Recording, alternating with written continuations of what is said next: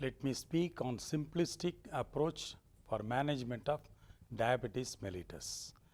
We all know diabetes is a hypersecretory senescent state due to glucotoxicity, lipotoxicity, oxidative stress, amylin deposition, insulin receptor substrate, resulting in programmed cell death, that is apoptosis. We must have a simplistic approach to manage diabetes. The first and foremost is lifestyle modification. Diet is very important. Then exercise. That is, what is exercise? That is the FIT principle. Frequency, intensity, type and timing of exercise. That is aerobic endurance exercise. I like swimming, that is my endurance exercise. You like jogging, that is your endurance exercise. The FIT principle, at least do 20 minutes per day and 7 days in a week, roughly 150 minutes, or 30 minutes in a day and 5 days in a week, roughly about 150 minutes. Then the drugs, oral anti-hyperglycemic drugs, another is injectable insulin, and most of our patients may not like to have insulin. The myth is once we start insulin, it is lifelong. It is not so. We must advise patients properly. What are the oral hypoglycemic drugs? Just remember the letter G. You can remember all the drugs. The first and foremost is secretagogues, that is sulfonylureas. The first G is, that is glibenclamide. Next is glipizide. Next is G for glycoside. Next is G for glimepiride. Next is glucosidase inhibitors, that is alpha glucosidase inhibitor, voglibose, meglitol, acarbose. Next G, that is about gliptins, that is dipeptyl peptidase 4 enzyme inhibitors. Very simple, so many gliptins, sitagliptin, vildagliptin, tenligliptin, so many gliptins. Next G is our guanides, insulin sensitizers, that is metformin. Fenformin is no longer available because of the prevalence of lactic acidosis.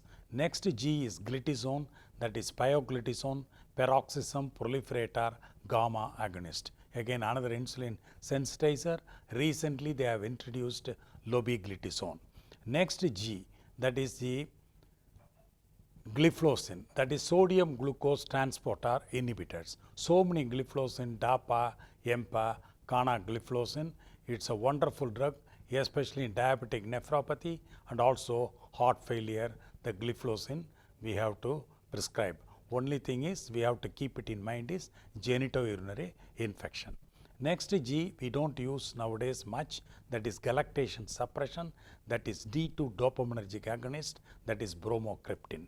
Next G glucose suppression and also improves insulin sensitivity and especially useful in polyarthritis with diabetes, that is hydroxychloroquine.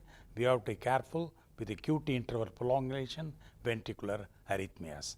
The next G, next is glucose suppression by improving the beta cell function.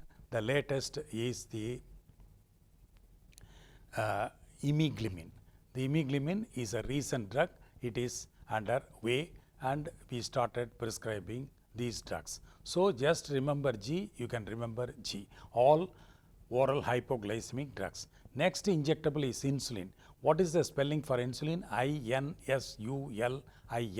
I for insulin regular, N for neutral protamine aged on, S for semi-lenti, U for ultra-lenti, L for lenti. Next is I insulin conjugated with protamine zinc. Last but not least is newer insulin, that is insulin analogs. Just we must be glad about the invention of newer insulin, that is insulin analogs. The spelling for GLAD is G-L-A-D. G for glulysin, G for glargine, L for lispro, A for aspart, D for deglutec, D for detimar. So a simplistic approach for management of diabetes mellitus, I must conclude, that is the lifestyle modification, diet, oral hypoglycemic agents, and last but not least is insulin and also non-injectable and also injectable, that is GLP agonist, glucagon-like peptide receptor agonist. That is, so many drugs are available, pramlintide and liraglutide, exenatide, they are also available. Now recently semaglutide, it is not only injectable and also it is oral semaglutide is also available. They are all GLP-1 receptor agonists, but the problem semaglutide is costly. So let me conclude, we must identify earlier the diabetes mellitus and manage accordingly. Thank you.